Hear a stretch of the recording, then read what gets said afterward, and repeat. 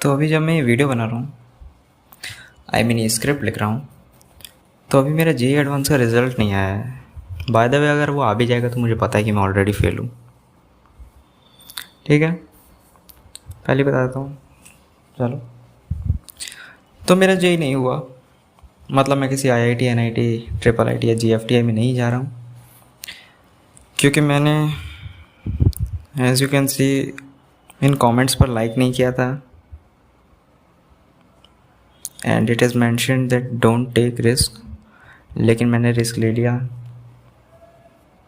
ठीक है, okay. So before starting the video I tell you first that I am SC, so later please don't comment like Bhim की शक्ति ले रहा तू तो, या फिर रिजर्वेशन का 14, या फिर गरीब का हक खाने वाला। क्योंकि सच कहूँ तो आई डोंट हैव वर्ड्स और arguments for these statements currently, क्योंकि I am lost in this matter on my own. So please, okay. देखो, जेईई की जंग में या तो तुम जीतते हो या फिर सीखते हो। तो मैं जीता नहीं, लेकिन सीखा काफ़ी कुछ।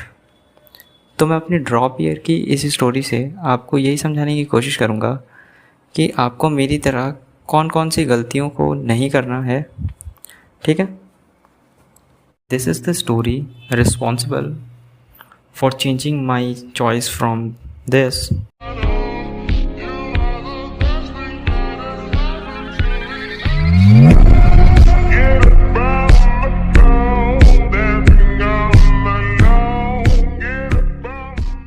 To this. I just wanted you to know that baby you were blessed.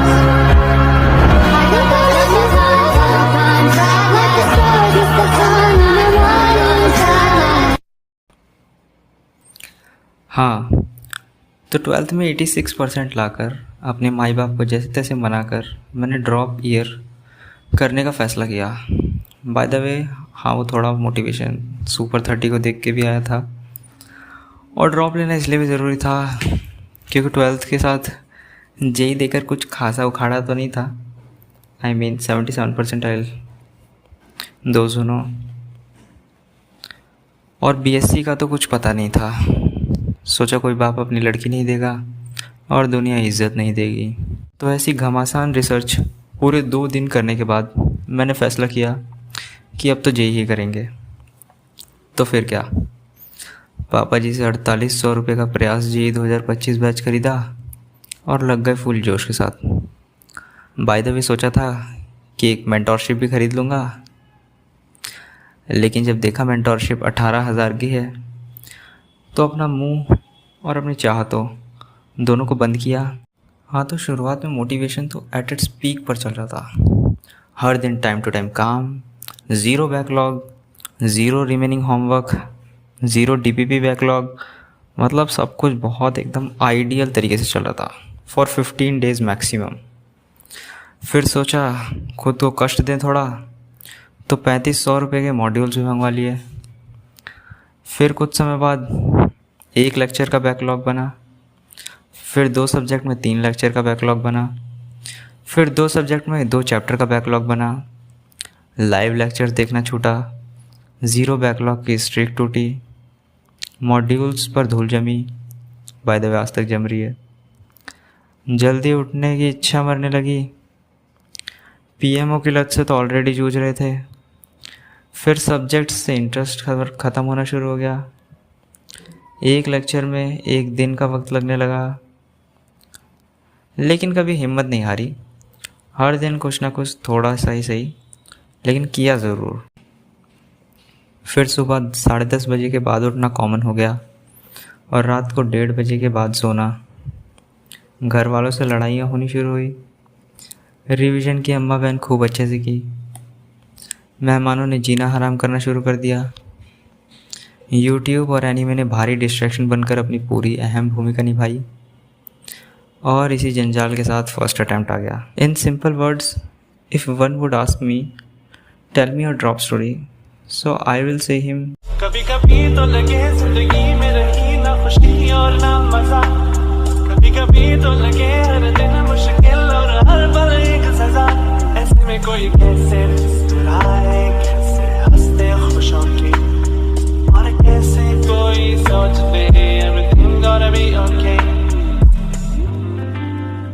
I mean, there will be no other options or words to generalize my JEE journey. तो अब एग्ज़ाम फेज़ स्टार्ट हो चुका था। वो 20 जैन की रात का समय था जब मैंने अपना COM का रिवीजन कंप्लीट किया था। COM the centre of mass by the way, और वो भी पूरा एक दिन लगा के। एंड देन मेरी नज़र कैलेंडर पर गई और मैंने रियलाइज़ किया, लिटरली मैंने रियलाइज़ किया कि मेरे JEE मेंस में सिर्फ 3 दिन बचे हैं और मैंने अपनी केमिस्ट्री और मैथ्स को रिवीजन के लिए अभी तक छुआ भी नहीं है। सीरियसली आई फेल्ट कि मैंने अभी तक एक सिंगल क्वेश्चन की प्रैक्टिस तक नहीं की है, कई सारे चैप्टर्स की। Then I started panicking, my heart was beating as hell. मुझे आज से पहले इतना स्ट्रेस कभी फील ही नहीं हुआ था। My mind stopped working. Then I started watching on YouTube वो 11-12 घंटे के PW टीचर्स के लेक्चर्स, रिवीजन लेक्चर्स जो थे, और ESRL के भी थे, महाकुंभ के नाम से। फिर मुझे पता चला कि PW सीरीज़ उनके लिए थी जिन्होंने पूरा रिवीजन ऑलरेडी किया हो और उस चैप्टर के क्वेश्चंस कभी ना कभी लगाए हों।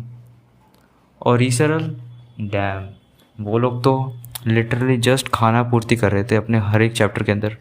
भाई साहब, किसी भी चैप्टर के अंदर वो लोग स्किपिंग थ्योरी, मतलब वो थ्योरी को स्किप कर रहे थे और उतना डीप जा ही नहीं रहे थे जितना डीप जा कर के मैंने किसी भी चैप्टर को पढ़ा था।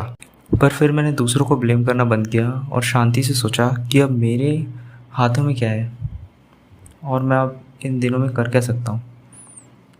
भगवान कसम, उस रात मैं 4 बजे सोया, इतना स्ट्रेस था कि। फिर मैंने किया डेज डिवाइड। 21, 22, 23 को 3 सब्जेक्ट्स PCM में ब्रेक किया।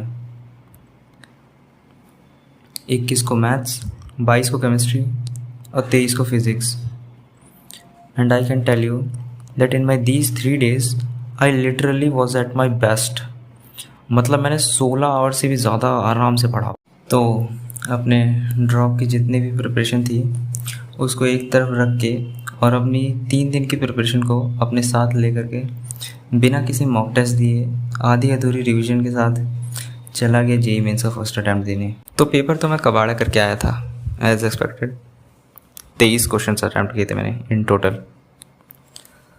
और भगवान की लीला इतनी सुंदर है कि फिज़िक्स के अंदर 2 क्वेश्चन आए रोटेशन से और उन दोनों ही सवालों के अंदर moment of inertia of solid sphere पूछा गया, जो कि मैं अपनी इन 3 दिन की घमासान प्रिपरेशन के दौरान नहीं याद करके गया था। तो भगवान ने मुझे मेरी करनी याद दिलाई। खैर, और 2 क्वेश्चन तो साफा गलत करके आया था। घर आकर के आंसर की देखी यूट्यूब पे जो चलती है तो पता चला। फिर सोचा और नहीं देखेंगे, नहीं तो और मूड ख़राब हो जाएगा। खैर, पेपर छोड़ो। पेपर के अलावा मुझे अपने जैसे साथियों से बात करके काफ़ी अच्छा लगा। सब एक दूसरे को मोटिवेट करने में लगे हुए थे। It felt like some kind of commonness amongst all of us. It felt more because I was isolated for almost a year ना। और एज एन इंट्रोवर्ट भी बातें करके मुझे काफ़ी अच्छा लगा उनसे। तो यह टाइम था रिजल्ट्स के आने का। पहले रिस्पॉन्स शीट आई, कैलकुलेट किया तो यह 72 मार्क्स। नो होप्स तो ऑलरेडी से थे, बस डर था इस बात का कि पिछले साल से कम ना आ जाए, क्योंकि फिर मैं अपने घर वालों का गुस्से का सामना तो नहीं कर पाऊँगा। फिर रिज़ल्ट भी आ गया और भगवान की दुआ से 79 परसेंटाइल आ गए। घर वालों से तो मैं बच गया, लेकिन खुद पर बहुत ज़्यादा गुस्सा आ रहा था। और आए भी क्यों ना, क्या यही नंबरों के लिए मैंने ड्रॉप लिया था? सवाल किया, क्या इसी तरह सेकंड अटैम्प्ट का भी कबाड़ करूँगा मैं? जवाब आया नहीं। तो फिर क्या, लग गए हर ड्रॉपर की तरह सेकंड अटैम्प्ट को बचाने। हर चैप्टर को रिवाइज़ किया, सवाल लगाए, कुछ बचे हुए चैप्टर्स को भी कंप्लीट करने का सोचा, अपने फेवरेट सलीम सर के इन लेक्चर्स को भी कंप्लीट किया। धीरे धीरे पेपर नज़दीक आने लगा और अचानक से मेरे पेट में दर्द होने लग गया। मतलब completely randomly, I don't know why, जब भी कभी पढ़ने बैठता था पेट अचानक से कभी भी दर्द मारने लग रहा है, आउट ऑफ स्ट्रेस और वॉट एवर रीज़न, पता नहीं क्यों। This problem went on till my exam and my parents they started construction work in the house. No care, घर में कोई है जिसका पेपर आने वाला है, जिसके लिए उसने 1 साल ड्रॉप लिया है, लेकिन नहीं, क्या फ़र्क पड़ता है। खैर, तो फिर धीरे धीरे सेकंड अटैम्प्ट पास आ गया। रिवीजन और क्वेश्चन प्रैक्टिस अभी तक ख़त्म ही नहीं हुई थी। मैथ्स में तो डब्बा गोल था इस बार। So with a few hopes and a better expectation from first attempt, I gave my second attempt. So, physics was great this time. But maths, एक सिंगल क्वेश्चन अटैम्प्ट किया मैंने due to lack of time and efforts in maths. ये total 22 question attempt किए इस बार, जो कि पिछली बार से 1 क्वेश्चन कम ही था। मैंने अपनी तरफ से बेस्ट एफर्ट दे दिए थे, बट कंपटीशन के स्केल से देखें तो वो उतना भी ठीक नहीं था। फिर रिस्पॉन्स शीट्स आउट हुई। Yeah, total score was 83. This was the best I was able to implement. कुछ एक्सपेक्टेशंस भी लगाई रिज़ल्ट की, रैंडम गेस, फिर एक्चुअल रिज़ल्ट भी आया जो कि काफ़ी ज़्यादा दूर था इनसे।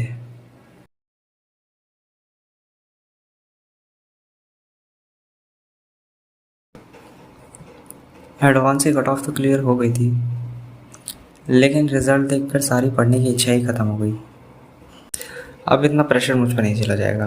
Then I just gived advance for the experience purpose only, क्योंकि कई सारों को तो वो भी एक्सपीरियंस करने का मौका नहीं मिला होगा। या it was waste of money, but देखो मैंने बहुत सोचा कि दूँ कि नहीं। Almost end of the fee payment date को मैंने पेमेंट जाके करी, क्योंकि किसी ने कहा था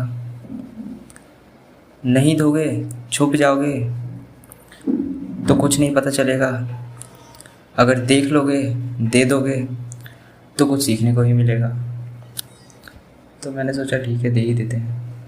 करंटली 19 मार्क्स बन रहे हैं, अगर रिज़ल्ट आ गया होगा तो यहीं पे फ़ोटो भी आ रही होगी। तो एडवांस मन उठने के बाद फिर मैं भी निकल गया कॉलेज की खोज में।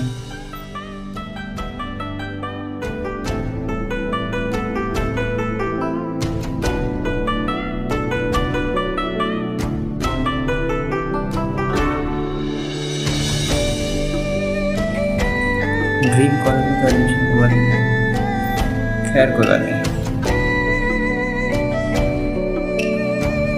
तो इस तरह से मेरी जेई जर्नी खत्म हो गई।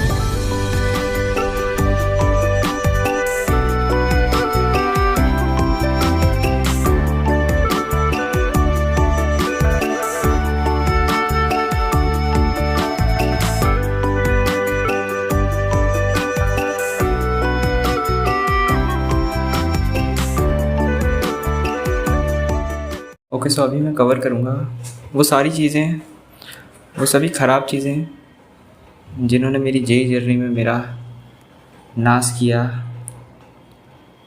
जिनके कारण मैं आज अपने कॉलेज में नहीं जा पा रहा हूँ, मतलब IIT NIT या फिर GFT IIT में।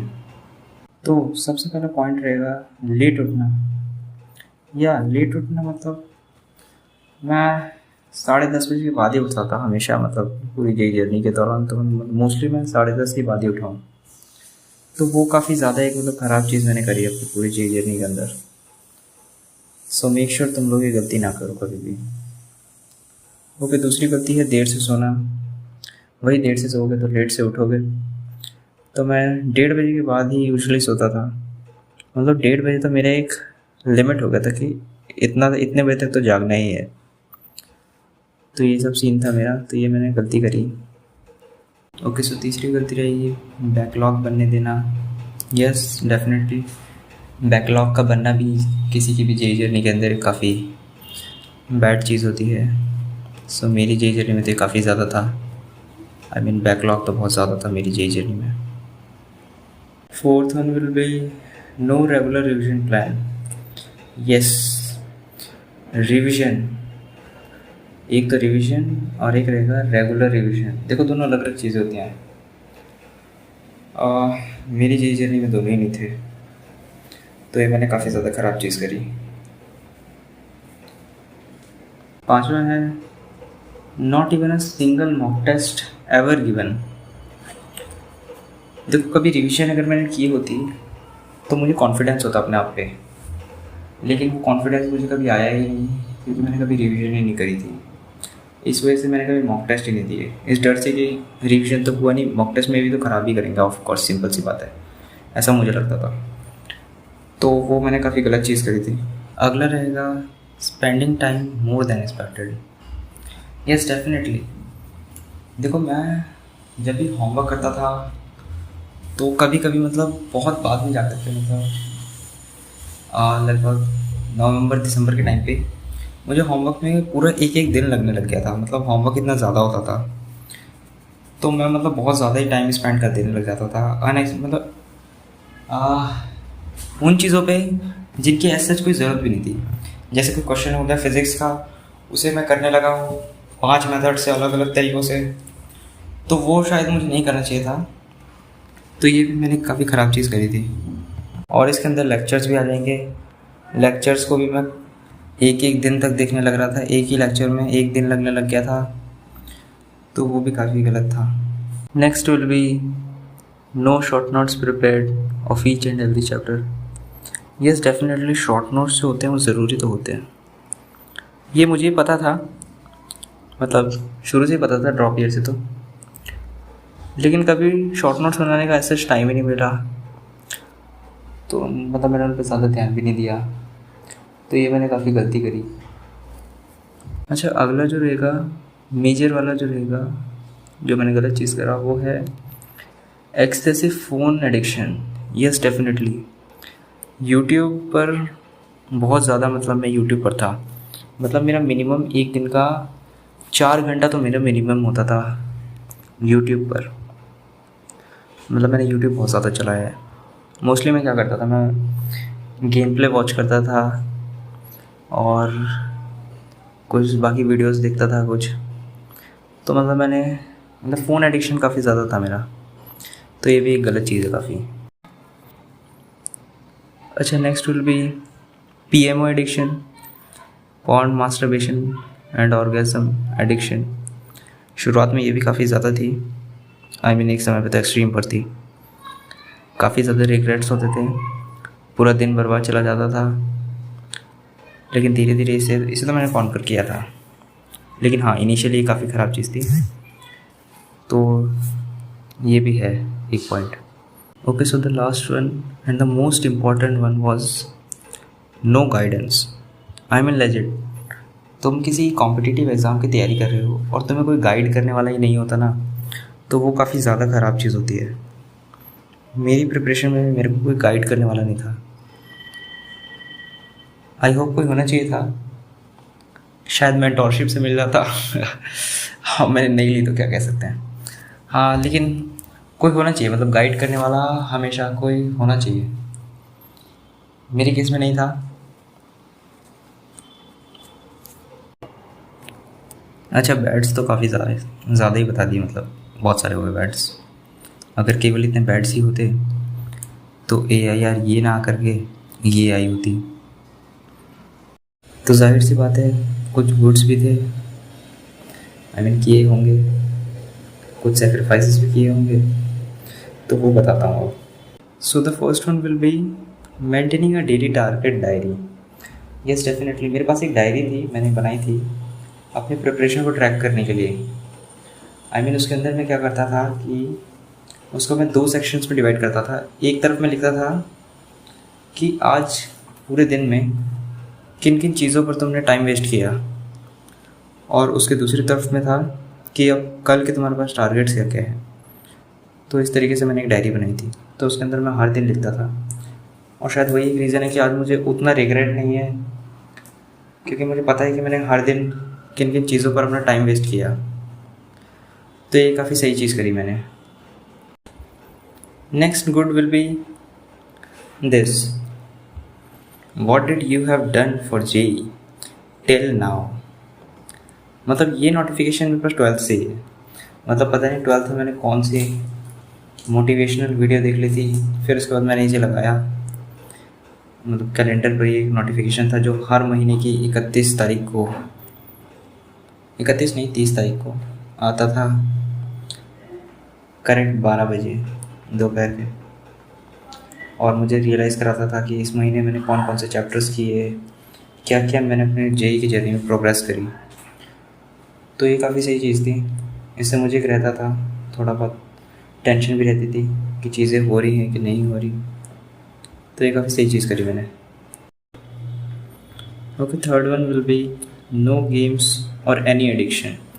यस डेफिनेटली, कोई गेम भी, ऑनलाइन गेम जो होते हैं, फ्री फायर, BGMI, ये सब मैंने खेला, काफ़ी खेला था। 11th के समय बहुत खेला था। इसी चक्कर में तो 11th बर्बाद हुई। खैर कोई बात नहीं। हाँ, तो ड्रॉप ईयर में मैंने ऐसा कुछ नहीं किया, एकदम बिल्कुल गेम से सारी एडिक्शन हट चुके थे। क्योंकि जब तुम अपनी आंखों के आगे देखते हो कि तुम्हारे माँ बाप कैसे काम कर रहे हैं और तुमने ड्रॉप लिया 1 साल का किसी एग्ज़ाम के लिए, तो तुम गेम तो नहीं खेलोगे ऑफ कोर्स। तो मैं भी नहीं खेलता था कोई भी गेम, कोई एडिक्शन नहीं था सोशल मीडिया का भी, बस यूट्यूब ही था एक डिस्ट्रैक्शन। देन फिर जी एस्पिरेंट होने की खातिर एक मतलब सेक्रीफाइसेस भी किए काफ़ी। जैसे मुझे मीम्स देखना बहुत ज़्यादा पसंद था, तो मैंने मीम्स देखना ग्रेजुअली बंद कर दिया।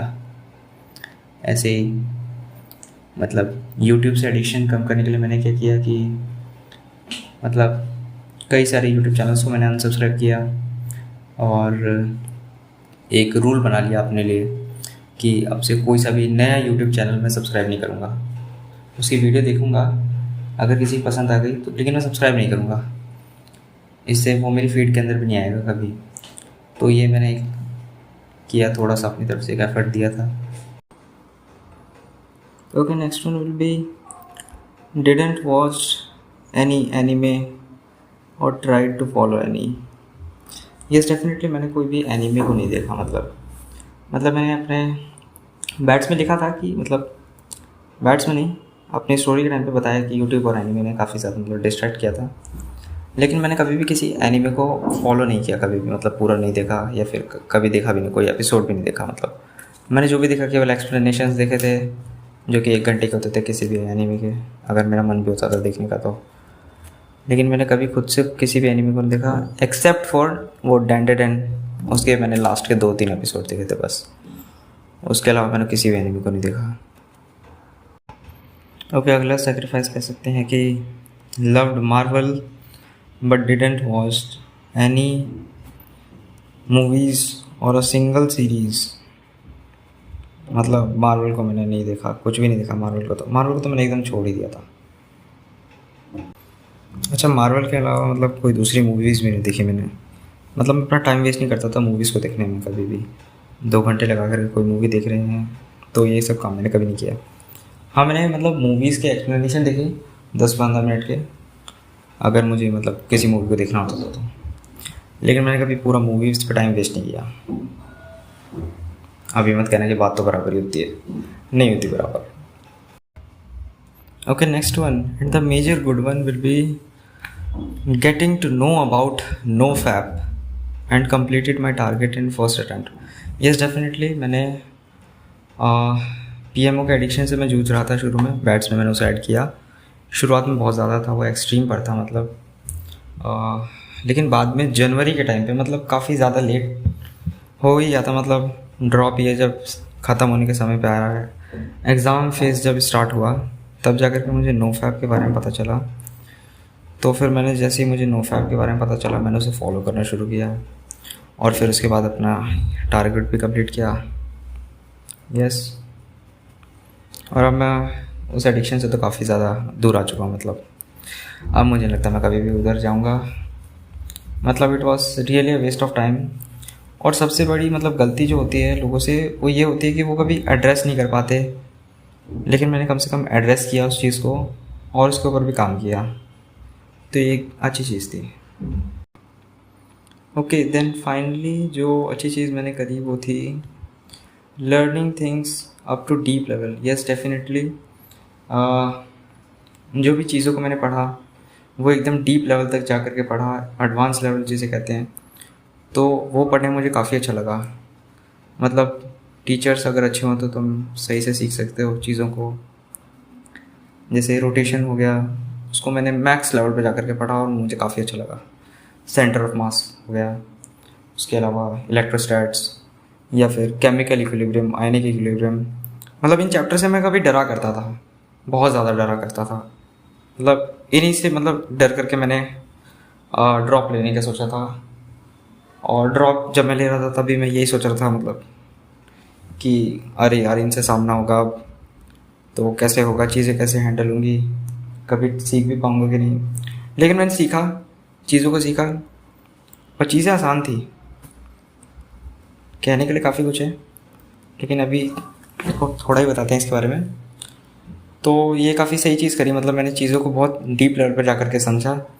टीचर्स काफ़ी सही थे मेरे, थर्मोडायनेमिक्स हो गया वो चैप्टर भी काफ़ी सही था, मतलब बहुत अच्छा लगा मुझे पढ़ करके उसे। और कभी भी मैं वन शॉट्स पे नहीं गया। यस डेफिनेटली वन शॉट्स जो होते हैं वो बैकलॉग कंप्लीट करने के लिए ठीक होते हैं। मेरा बैकलॉग काफ़ी ज़्यादा बन गया था लेकिन मैं कभी वन शॉट पे गया ही नहीं। मतलब तुम कह सकते हो कि जब तुम चीज़ों को अच्छे से पढ़ने लग जाते हो ना एकदम डीप में, तो तुम खुद भी वन शॉट पे नहीं जाओगे, क्योंकि वन शॉट जो होगा ना वो बहुत जल्दी मतलब ऊपर ऊपर से सरफेस लेवल तक लेकर के जाएंगे। और आई डोंट थिंक सो कि वो उतना डीप में जाते हैं जितना मैंने भी वन शॉट्स को देखा था। 12th में मैंने पूरा वन शॉट से ही किया था ऑफ कोर्स। तो इसलिए इस साल मैंने सोच लिया था कि मैं ड्रॉप ईयर में तो कम से कम वन शॉट तो नहीं करूँगा। हालांकि मैंने एक समय पर ट्राई किया था, एक वन शॉट को देखा था। वो चैप्टर था थर्मल प्रॉपर्टीज़ वाला। तो उसमें टीचर ने समझाया मुझे वन शॉट में और मुझे कुछ समझ ही नहीं आया। मतलब सलीम सर से मैंने पढ़ा तो वो मुझे इतना अच्छा लगा कि मैंने वन शॉट छोड़ दिया। फिर मैंने 12 लेक्चर थे वो, तो मैंने पूरे 12 लेक्चर देखे लेकिन मैंने वन शॉट पे नहीं गया। अब इसे तुम क्या कह सकते हो, मतलब कुछ भी कहो, लेकिन वन शॉट मुझे सही नहीं लगते थे। मुझे चीज़ों को डीप लेवल पे जाकर के पढ़ना ही सही लगता था, तो वो मैंने किया। और मैं खुश भी हूँ उस चीज़ के लिए कि मतलब मैंने हर एक चीज़ को, हर एक होमवर्क को जो मैंने कंप्लीट किया। मतलब सर लोग जितना भी होमवर्क देते थे मैं सारा करता था। मैंने हर एक केपीपी करी, जब तक मेरा बैकलॉग नहीं बना था वहाँ तक कि मैंने हर एक केपीपी करी। मैथ्स में आशीष सर ने हर एक लेक्चर के बाद जितना भी होमवर्क दिया, हर एक केटीके, हर एक टीएएच, हर एक क्लास इलस्ट्रेशन, वो सब किया मैंने। तो वो सब करके मुझे काफ़ी सही लगता था। मतलब एक कॉन्फिडेंस भी आया और मुझे काफ़ी अच्छा भी लगा। मतलब उस लेवल तक मैं सोचने लग गया था चीज़ों को, तो वो मुझे भी मतलब बहुत मोटिवेट किया। और ऐसा रिग्रेट नहीं है, ऐसा नहीं लगता कि मैंने कुछ भी नहीं किया। ऑर्गेनिक केमिस्ट्री के अंदर आर्य सर का होमवर्क हर एक लेक्चर के बाद इतना सारा होमवर्क होता है कि मतलब आदमी का दिमाग ख़राब हो जाए। पूरा एक दिन लग जाता था मुझे मतलब उसे सॉल्व करने में ऑफ कोर्स, लेकिन फिर भी मैं उसे करता था। और एक दिन लग जाता था तो इसका मतलब ये नहीं कि सारे मैं गलत करता था। एक दिन लग जाता था इस चक्कर में क्योंकि मेरी एक्यूरेसी 100 रहती थी, मतलब एकदम 100 ही समझ लो।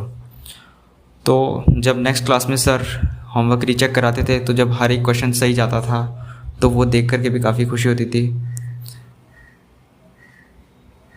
और आई डोंट थिंक सो कि मतलब रिजल्ट्स उतने मैटर करते हैं अगर मैंने इतनी मेहनत कभी की अपनी जर्नी में। मतलब जो मेन चीज़ थी, पढ़ाई जो थी, उसको तो मैंने किया एटलीस्ट। तो ये काफ़ी अच्छा किया मैंने, मतलब गुड्स में आ सकता है ये डेफिनेटली पॉइंट। या मैंने फिज़िक्स को जो मतलब फिज़िक्स के अंदर जितना मैथ्स आदमी सोच सकता है, मतलब जितना मैंने टाइम दिया फिज़िक्स को, सभी सब्जेक्ट्स में मैंने सबसे ज़्यादा फिज़िक्स को टाइम दिया। तो डेफिनेटली मैंने उसके अंदर बहुत ज़्यादा मत्थामारी करी। मतलब एज यू कैन सी इस एक सवाल को मतलब मैंने बहुत अलग अलग तरीक़ों से सॉल्व किया, नई नई चीज़ों को सीखा। तो ये सब चीज़ें मतलब खुशी देती हैं इंसान को कि हाँ मैंने कुछ तो किया है। और इसी वजह से जो गुड कह लो या फिर जो सेटिस्फैक्ट्री फैक्टर कह लो, वो ये कि अभी मैं वैल्यू करता हूँ अपनी नॉलेज को जो मैंने प्राप्त करी इस 1 साल में। मतलब जिन चैप्टर से मैं कभी डरा करता था उनको मैंने जब सीख लिया तो मुझे ठीक है, मुझे पता चला। मतलब ये हमारे फैज़ल सर का कहना होता था कि चीज़ें की जा सकती हैं, तो वो मैंने की और मैं भी यही कहूँगा कि सर ने सही कहा था। तो अब मैं नॉलेज जो भी मुझे मिली है उसको मैं वैल्यू करता हूँ। और ठीक है, उतना अच्छा रिज़ल्ट नहीं भी आया तो कोई बात नहीं, लेकिन हाँ, जो नॉलेज जो मिली मैं उसको वैल्यू करता हूँ और हमेशा करता रहूँगा। देखो, अगर हारे हैं तो रिग्रेट्स तो होंगे ही, तो मैं अपने रिग्रेट्स बता देता हूँ। तो पहला रिग्रेट रहेगा कि काश मैं कभी आर्य सर से कंप्लीट ऑर्गेनिक केमिस्ट्री पढ़ पाता। Yes, definitely. मतलब मेरी ऑर्गेनिक केमिस्ट्री आइसोमेरिज्म तक ख़त्म हो गई थी। मतलब मैं उससे आगे कर ही नहीं पाया था, उसके आगे का सब मेरा बैकलॉग पड़ा हुआ था। तो आइसोमेरिज्म तक सर ने मतलब इतना ज़्यादा क्रेज़ जगा दिया था मतलब ऑर्गेनिक के प्रति, लेकिन वो आगे पढ़ने का कभी टाइम ही नहीं मिल पाया मतलब अपनी जेई जर्नी के दौरान। तो मैं उसे कभी इम्प्लीमेंट भी नहीं कर पाऊँगा आगे। तो ये इसका एक मुझे रिग्रेट रहेगा। सर काफ़ी ज़्यादा एक्साइट करते थे रिएक्शन मैकेनिज़्म के बारे में बता करके कि आगे कभी ऐसा पढ़ेंगे तो मैं ये पूछूंगा तुमसे। तो वो सब चीज़ें अब मैं नहीं मुझे मिली, तो उसका मुझे एक रिग्रेट रहेगा, कभी सीख नहीं पाऊँगा मैं उसे। Next regret will be definitely Ashish sir के साथ मैं कभी भी एंड तक नहीं जुड़ा रहा और अपने मैथ्स को मैंने पूरा रुइन कर लिया। देखो, सर ने स्टार्ट में ये रूल्स लिखवाए थे और मैंने अपनी पूरी जेई जर्नी के दौरान ये मेक श्योर किया था कि मैं इन रूल्स को फॉलो करूँ। शुरुआत में तो फॉलो हुए, लेकिन एंड में आते आते तक ये रूल्स फॉलो नहीं हो पाए। डेफिनेटली मैंने कंसिस्टेंसी ब्रेक की, बैकलॉग बनने दिया और आशीष सर के साथ मेरा साथ भी छूट गया।